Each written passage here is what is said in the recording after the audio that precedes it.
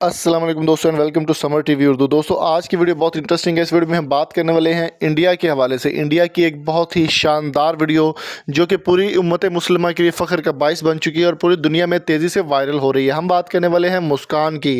कर्नाटका जो कि इंडिया का एक हिस्सा है, उसमें एक ऐलान किया गया था कि कोई भी तालबा जो पाकिस्तानी या इस्लामी मुसलमान तलबा हैं, वो कोई भी हिजाब पहन कर यानी कि हिजाब पहन कर वो यूनिवर्सिटी या कॉलेज में ना आएँ और पैंट शर्ट या फिर हिजाब के बगैर उनको आना पड़ेगा।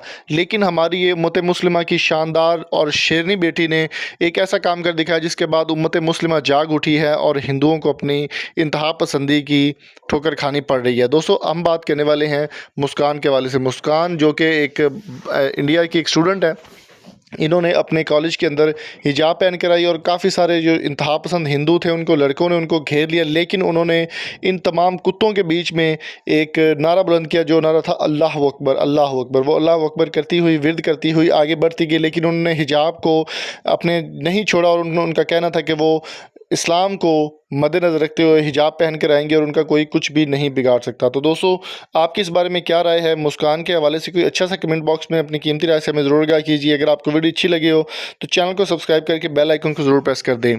स्टे विद मुस्कान कमेंट में बहुत ज़रूर लिखिएगा और अल्लाह आपको इसकी जज़ा दे। Thank you so much for coming. अल्लाह हाफिज़।